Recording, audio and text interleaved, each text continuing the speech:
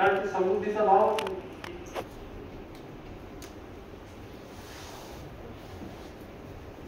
मग दोन program right understanding of health मग काय A healthy body acts according to me. माझं शरीर जर स्वस्थ असेल तर मला त्याचा जो काही उपयोग करायचा आहे त्यानुसार ते त्यानुसार parts of the body are in harmony. म्हणजे सर्व पार्ट्स माझ्या शरीराचे व्यवस्थित आहेत.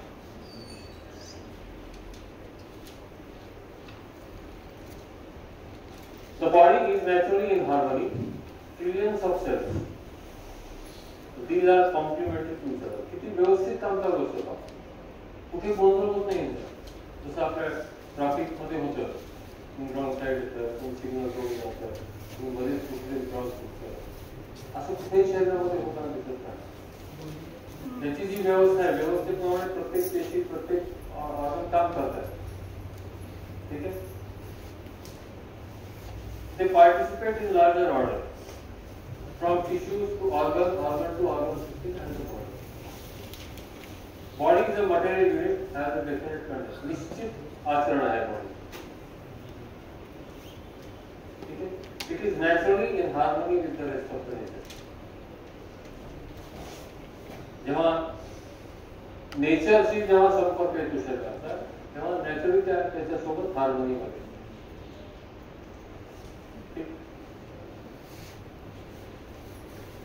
Role of the self.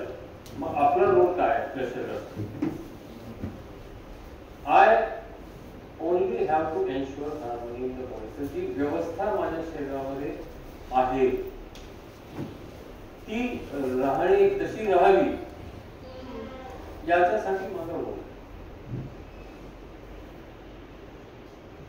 आणि हा रोल मी कधी फुलफिल करू शकेन? If I have the feeling of responsibility toward the body. जेव्हा शरीराची जबाबदारीचा भाव माझ्यामध्ये असेल, जिम्मेदारीचा भाव माझ्यामध्ये असेल, त्यावेळी मी शरीराच्या व्यवस्थेप्रमाणे निर्णय. Then I will do what is required for fulfilling this responsibility, and this will ensure health of the body.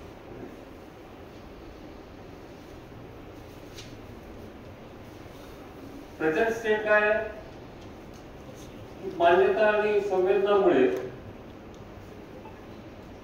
तिथे खूप सारा भाग आपल्या कल्पनेशीलतेचा मान्यता सेन्सेशन मध्ये संवेदनामध्ये.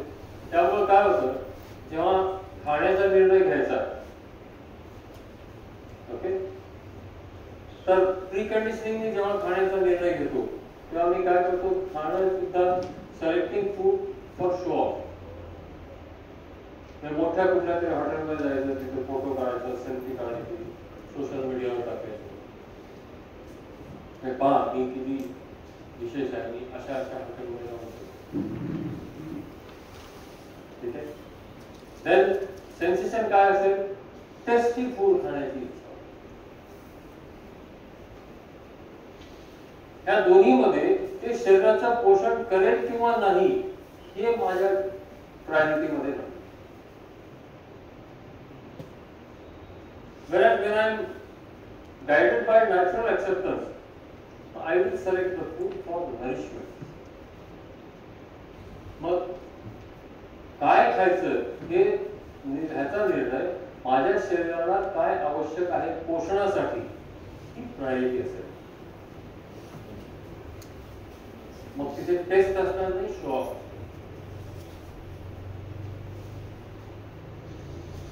मग प्रोग्राम फॉर हेल्थ 4 टप्प्यामध्ये दिलेला आहे हा. आणि हा जर आपण फॉलो करायला लागलो अजूनही आपलं शरीर स्वस्थ व्हायला मदत होऊ शकते. तर पहिला स्टेप काय? Intake and routine. इंटेक म्हणजे शरीरामध्ये आपण जे घेतो मग अन्न सुद्धा आहे, हवा सुद्धा आहे, पाणी सुद्धा आहे. त्याचबरोबर आपले जे 5 सेन्सर्स आहेत त्या सेन्सर्स मधून जे इनपुट येतो जे काही शरीराला इनपुटच्या स्वरूपात जात आहे ते सगळं इंटेक करतात. मग हे कसा निर्णय घ्यायचा? राईट अंडरस्टँडिंग किंवा सेल्फ रेग्युलेशन. फूड कसं हवंय? फूड इज न्यूट्रिशियस, म्हणजे पोषक आहे. पहिली प्रायोरिटी जे आपण खाण्याचा निर्णय घेतात ते पोषक आहे. दुसरं मग ते टेस्टी असतं, सॉरी डायजेस्टेबल असतं, ते पाचक असावं. त्यानंतर थर्ड प्रायोरिटी टेस्टी. ते टेस्टी असू शकतं नसू शकतं, पण पहिल्या दोन प्रायोरिटी आहेत. And then the best is एक्सटेबल.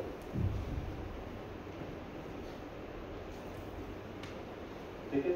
ह्या चार गोष्टींवर, चार प्रायोरिटीजवर आधारित पुढचा निर्णय घ्यायचा.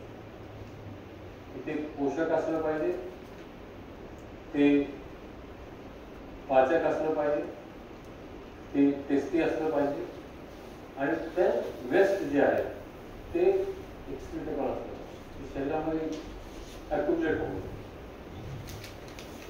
And apart from that, our intake through our senses, sound, sight, smell, etc. आपण आपल्याला सर्वांनाच, बऱ्याच जणांना ही सवय लागली की जेवताना टीव्ही तरी बघणे, मोबाईल तरी पाहणे. किती जणांना सवय आहे? माझ्यासाठी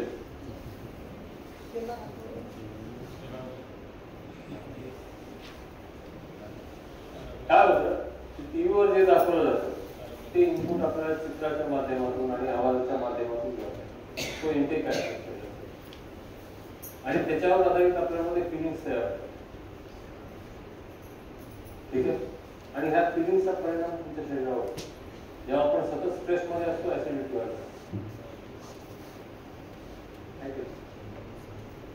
खूप तणावामध्ये आपल्या डायजेशन सिस्टीमवर परिणाम होतो. हे सर्व का आवश्यक आहे? कारण ह्याच्यामधून जे इनपुट्स आपल्यामध्ये जात आहेत त्याच्यामुळे जे भाव तयार होत आहेत, त्या भाव जे फिलिंग्स आहेत त्याचा दुष्परिणाम शरीरावर होतो. त्यानंतर रुटीन मध्ये काय? किती वाजता उठायचं, किती वाजता झोपायचं, आणि कधी खायचं आणि कधी खायचं. तर उठण्याच्या बाबतीत दोन नियम आहे किंवा हे, आणि हे कशामुळं? हे सर्व जे आहे ना, पूर्ण शरीर आपलं मटेरियल आहे, आणि हे मटेरियल असल्यामुळे जे वातावरणामध्ये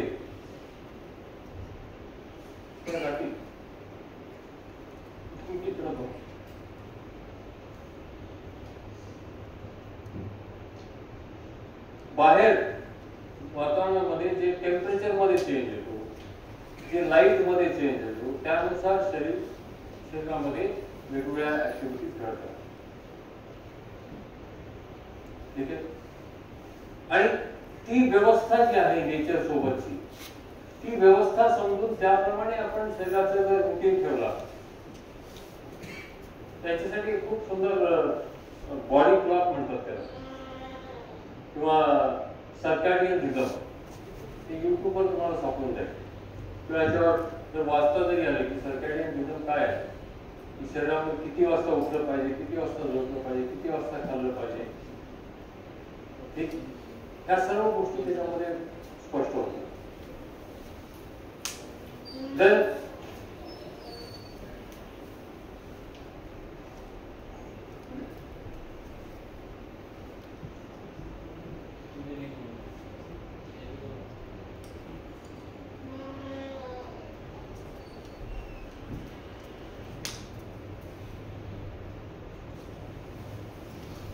पहिला जो पार्ट आहे इंटेक अँड रुटीन. इंटेक मध्ये शरीराला जे काही आपण इनपुट देतो त्याचा आहे, आणि रुटीन मध्ये किती वाजता उठायचं, किती वाजता झोपायचं, काय खायचं, कधी खायचं. त्यानंतर थर्ड आहे लेबर. लेबर म्हणजे काय? की जे ज्या ऍक्टिव्हिटीमुळे, शरीराच्या ज्या ऍक्टिव्हिटीमुळे शरीराच्या अवयवांना हालचाल होते, आणि त्याचबरोबर त्यातून जे काही आउटपुट येतं त्याने दुसऱ्याची मदत होते. फॉर एक्झाम्पल घरामध्ये, ठीक आहे, झाडू मारणे,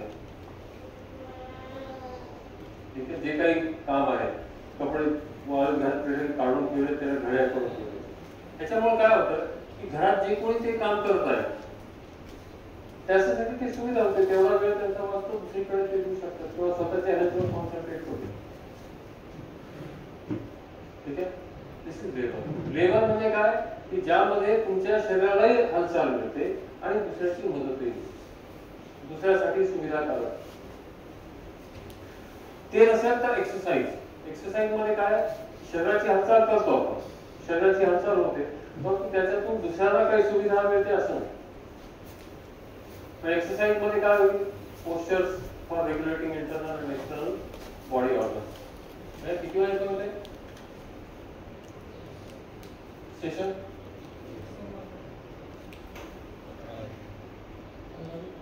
किती 5 मिनिट आहे? 15. सो एक्सरसाइज इज जे आपण प्राणायाम योगा करतो दॅट इज एक्सरसाइज. पण त्यातून दुसऱ्याला काही सुविधा मिळते असं नाही. तुमच्या शरीरासाठी तो काय म्हणतात त्याला हालचाल होते आणि शरीराला स्वास्थ्य मिळण्यासाठी उपयोग होतो. देन बी पार्ट जो आहे याचा, समजा हे करत आहोत आपण किंवा करत नाही, 1, 2, 3 हे तिन्ही करत असताना सुद्धा करत नसताना किंवा काय बॉडी मटेरियल आहे, त्यामुळे ह्याचं डिग्रेडेशन होत राहतं. त्यामुळे हे करतो आहे किंवा नाही करतो तरीही कधी कधी आपल्या शरीरामध्ये डिसहार्मनी येऊ शकते.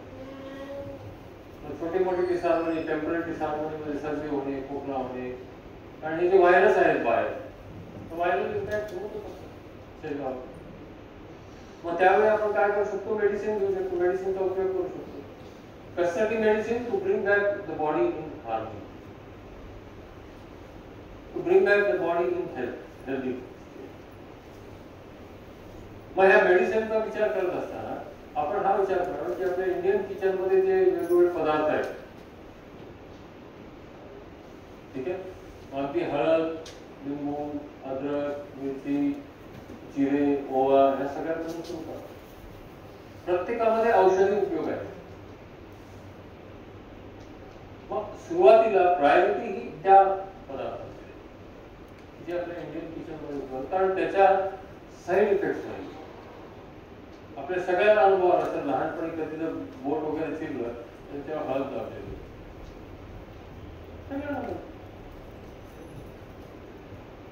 ठीक आहे.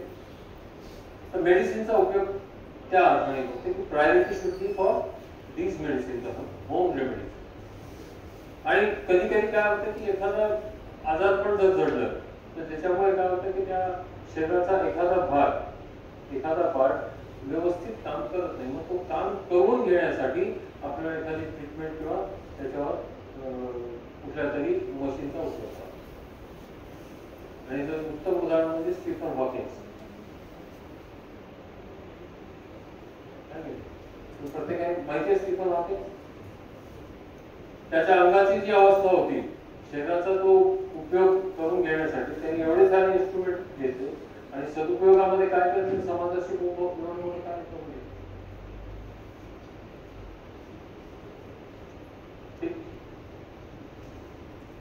तर त्याची प्रायोरिटी जी आहे, 1 is for intake, routine and labour. 1B is exercise, म्हणजे लेबर नसेल तर एक्सरसाइज तरी असावी. सेकंड इज मेडिसिन आणि थर्ड इज ट्रीटमेंट. हे सर्व कशासाठी करायचं? The body should have health, to ensure health in the body. Health कशासाठी पाहिजे? The body acts according to the cell. Parts of the body are harmony in the order. Okay. तो sum up मी एक वाक्य वाचेन, तुमच्यापर्यंत पोहोचलं असेल तर yes हो. Human being is coexistence of self and body. The self is central to human existence. Body is an instrument of self. क्या वाक्यावर तुम्हाला काय बोलायचं आहे? Why we are saying that the self is central to human existence? म्हणजे मानवाच्या अस्तित्वामध्ये, मानवाच्या स्वरूपामध्ये self जे आहे ते केंद्रस्थानी आहे, असं का म्हणतात? सर सेल्फच कमांड करतं सर्व गोष्टीसाठी. बॉडी कडून जे काही इन्फॉर्मेशन येते त्याचं वाचण्याचं कामही सेल्फच करतो आणि त्याच्यावर जर निर्णय घ्यायचा तर तो निर्णयही सेल्फच घेतो. त्यामुळे self centre. The transaction between self and body is only in the form of information. Physical facility is required in limited quantity for nurturing, protection and right preparation of the body. Prosperity, feeling of having or producing more than required physical facility.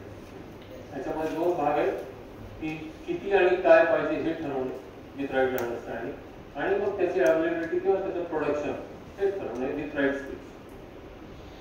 The self and body are in harmony when there is a feeling of self-regulation in the self. Self मध्ये काय पाहिजे? Self रेग्युलेशनची feeling. का बरं? जेणेकरून self शरीराबाबत जे काही निर्णय घेईल ते आयदर नर्चरिंग, प्रोटेक्शन और राईट प्रिपरेशनचे आहेत. And health in the body. माझ्यामध्ये संयमाचा भाव आणि शरीरामध्ये स्वास्थ्य हे असेल तर मी बॉडी सोबत अगदी हार्मोनीमध्ये जाऊ. राईट. यामध्ये अजून काही प्रश्न वगैरे आहेत? आपण एक किती 5 मिनिट आहे? 5 मिनिटांमध्ये तुम्हाला जे काही लक्षात आलं याच्यामध्ये त्याच्यावर बोलू.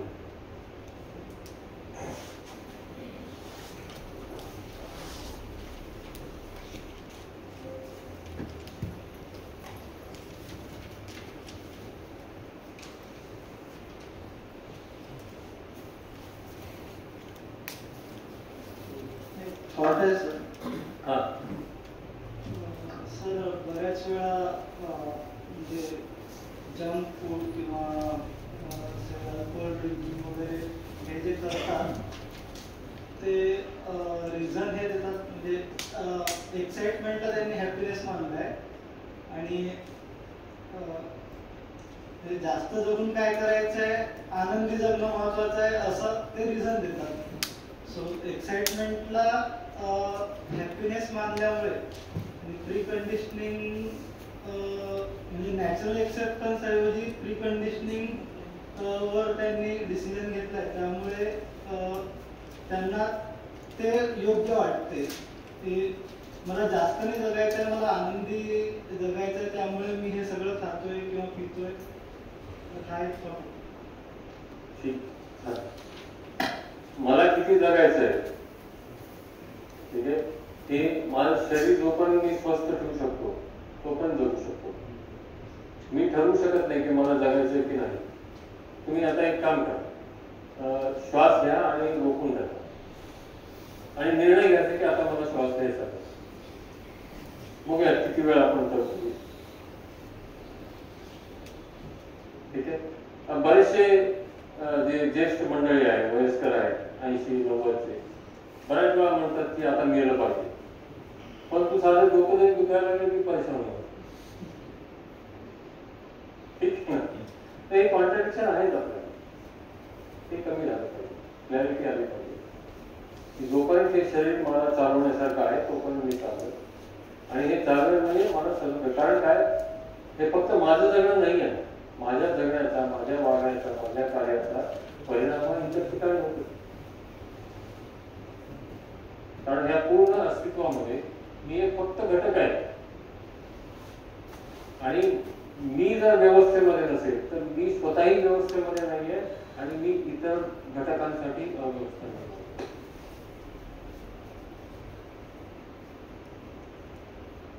येस. अजून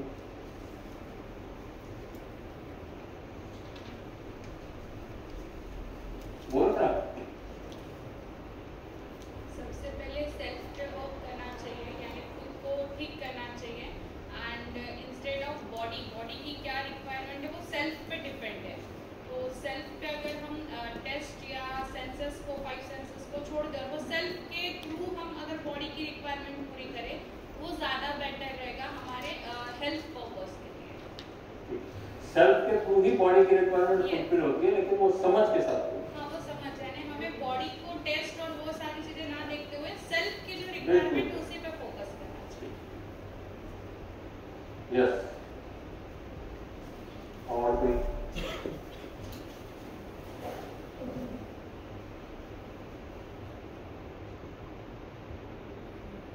इन्फॉर्मेटिव्ह आहे, इम्पॉर्टंट आहे जे काही कंटेंट आपण पाहिलं ते.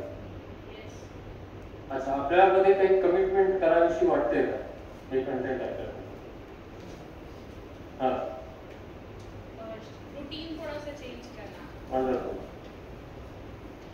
जब सर्कैडियन रिदम देखोगे तो उसमें आपको समझ में आएगा कितने बजे उठना चाहिए और क्यों उठना चाहिए. आपण सकाळीच लहानपणापासून सांगितलं तर सकाळी लवकर उठलं पाहिजे, सूर्योदयाच्या आधी उठलं पाहिजे. का 10 वाजेच्या आत झोपलं पाहिजे का?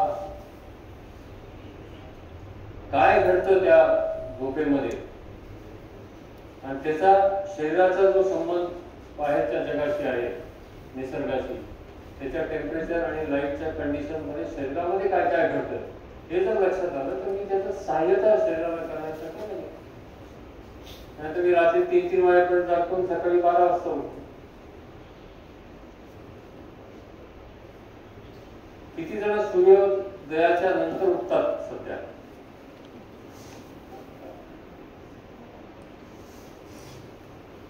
जर करता आलं आणि त्यासाठी मग सर्वात चांगले प्लॅटफॉर्म म्हणजे मॉर्निंग सेशन करणं.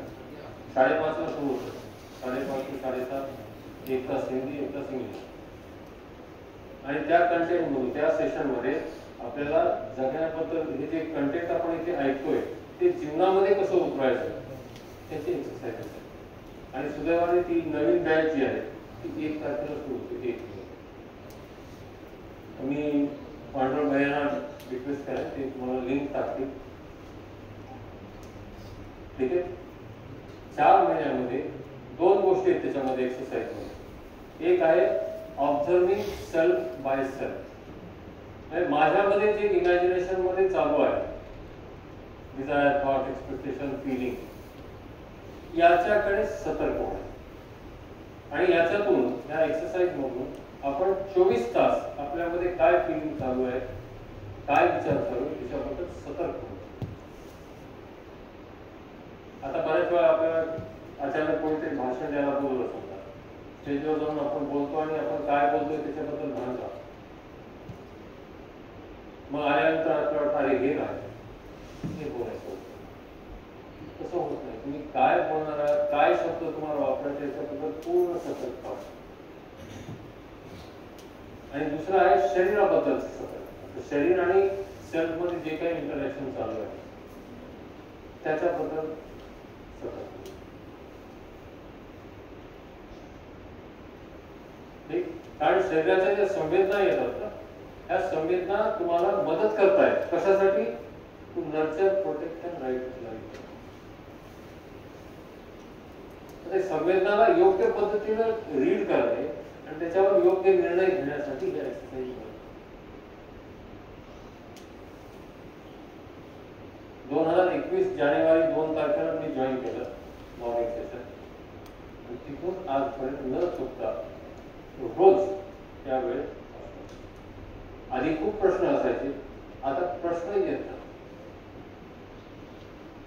आता प्रश्न जरी आला तरी ते विचारण्याच्या आधीच आपल्यामध्ये उत्तर मिळालं. आणि हे सर्वात चांगली गोष्ट आहे की प्रत्येक प्रश्न आपल्यामध्ये जो निर्माण होते त्याचं उत्तर आपल्यामध्ये सापडलं पाहिजे. इंडिपेंडेंट होऊन जातो.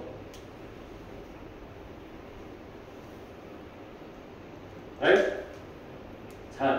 आणि तुम्ही majority of you are young, त्यामुळे तुम्हाला हा कंटेंट जर तुम्ही एक्सप्लोर करायला सुरू केलं, तुमचं जर एक्सप्लोरेशन सुरू झालं तर पुढच्या 10 वर्षामध्ये जेव्हा तुम्ही 40च्या आसपास याल, जेव्हा आपल्या समाजामध्ये मॅक्सिमम रिस्पॉन्सिबिलिटी यायला लागतात, आपले पॅरेंट्स ओल्ड एजमध्ये यायला लागतात, त्यांचे आरोग्याचे प्रश्न सुरू होतात, मुलांचं शिक्षण, लग्न, ह्या गोष्टी समोर यायला लागतात. तर तो एक क्रिटिकल टाइम आहे आपला 40 ते 50. त्या टाइम पर्यंत जर आपण राईट अंडरस्टँडिंग मध्ये डेव्हलप झालो, if we start living with right understanding, तर तो जो काळ सर्वात आणीबाणीचा काळ असतो तो आपण सहज करू. आमच्या दुर्दैवाने आम्हाला त्या काळामध्ये ते नाही मिळालं. आणि आता मुली इतक्या मोठ्या झाल्या, तुमच्या वयाच्या असतील, त्यांना हे समजून सांगायचं म्हणजे कुठं प्लॅटफॉर्म अवेलेबल आहे. आणि ह्या सर्वांनी माझं जगणं आधी पाहिलेलं आहे, त्यामुळे माझ्याबद्दल त्यांचं ऍक्सेप्टन्स अजून तेवढं नाही.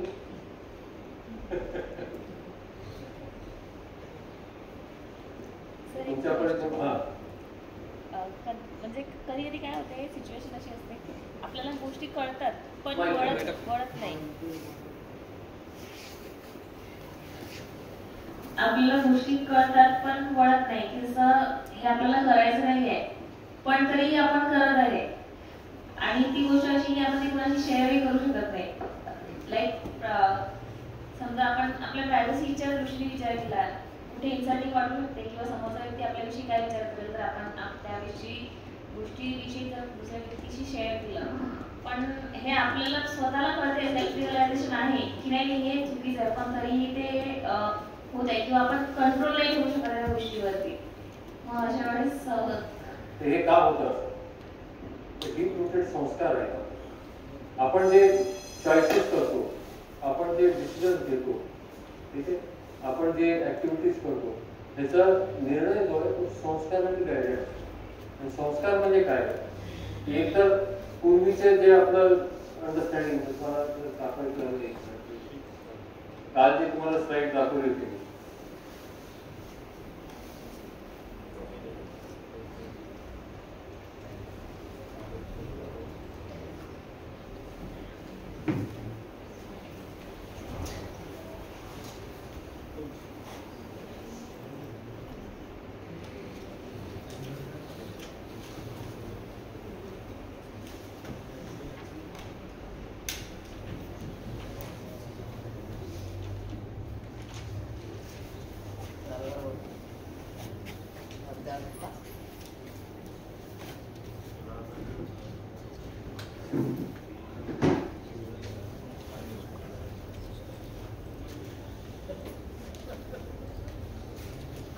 आपल्याला सेल्फ कडे जे येणारे इनपुट्स आहेत ते 4 प्रकारे येतात. एक आहे दुसऱ्याचं बिहेवियर, एक आहे बाहेर घडणारी घटना, एक आहे सेन्सेशन आणि चौथा आहे माझ्याबद्दल जे इमॅजिनेशन मध्ये चालू.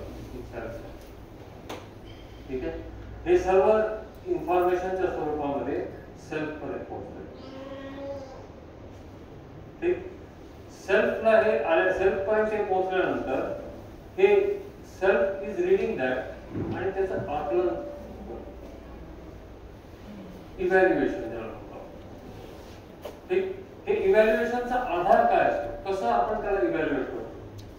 त्यावेळी माझी जी स्थिती आहे त्याच्या आधारावर मी इव्हॅल्युएट करतो. मग माझी स्थिती कशावर ठरते? माझे संस्कार. संस्कार काय की आधी माझ्यामध्ये जी समज होती किंवा आत्ताचा जो संस्कार आहे माझा,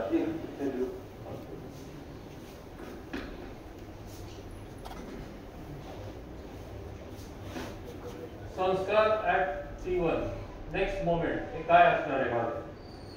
ठीक आहे, तर ह्या वेळचा माझे संस्कार, ठीक आहे, plus my environment I am living in, म्हणजे ज्या वातावरणात मी जगतोय, आणि प्लस माय एक्सप्लोरेशन.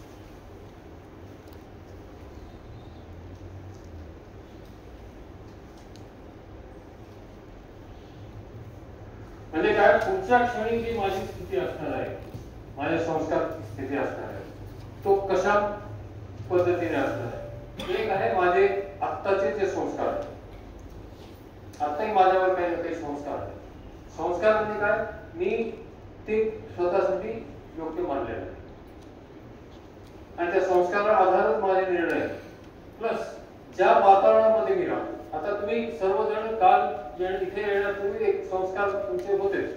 इथं आल्यानंतर ज्या वातावरणामध्ये आपण बसलोय ह्याच्यामधून आपण स्वतःसाठी काय एक्सप्लोर करतो, त्या एक्सप्लोरेशन मधून आपण ठरवतो की हा हे चूक आहे, हे काम करणे, हे होते, हे ह्या सगळ्यांमधून नेक्स्ट लेवलचा, नेक्स्ट टाइम T1 चा हा संस्कार. आणि आपलं जे मानवाचं जीवन आहे ना, जगणं जे आहे हे शिक्षण आणि संस्कारावरच आधारित आहे. तुम्ही जर इतर घटक पाहिले अस्तित्वामध्ये, त्यांचं आचरण निश्चित आहे. जसं पदार्थ जे आहेत, ठीक आहे, ते फॉर एक्झाम्पल फिजिकल ऑर्डर मध्ये ऑक्सिजन आणि कार्बन डायऑक्साईड, तर ऑक्सिजन आणि हायड्रोजन. हायड्रोजन काय जळतं सुद्धा, ऑक्सिजन जळण्यासाठी सहाय्यता करते आणि पाणी आग विझवतं. पण जेव्हा ऑक्सिजनचा एक ॲटम, ठीक आहे, आणि हायड्रोजनचे 2 ॲटम एकत्र येतात ते पाणी देतात. आणि हे निश्चित आहे की याच्यामध्ये कुठेही शंका नाही. बरं, आंब्याचं बी लावलं तर आपल्याला कधी शंका येते की आंब्याचं बी लावलं ह्याला सीताफळ येईल, कधी पेरू येईल? निश्चित आहे त्याच्यामध्ये की आंब्याचं झाड असेल तर आंब्याच येईल. एखाद्या कुत्र्याचं पिल्लू आणलं तर आपल्याला ही शंका येते की हा मोठं झाल्यानंतर वाघ होईल का मुलगी होईल? ते कुत्रच होणार आहे, त्याचं वाढ आचरण करत राहणार आहे. मानवाच्या एखाद्या माणसाच्या घरी 2 जुळे मुलं झाले, दोघांना एकच वातावरण आहे, एकाच प्रकारचं शिक्षण आहे, ठीक आहे, एकाच प्रकारचं एन्व्हायरमेंट आहे, सर्व काही एकसारखं आहे. मोठे झाल्यानंतर दोघांचं आचरण सारखं असेल हे निश्चित आहे का? कारण माझ्यासाठी मी काय निवडतो, सेल्फ एज्युकेशन, त्याच्यावर आधारित माझे संस्कार काय. त्यामुळे ह्युमन बिईंग साठी एज्युकेशन संस्कार महत्वाचे.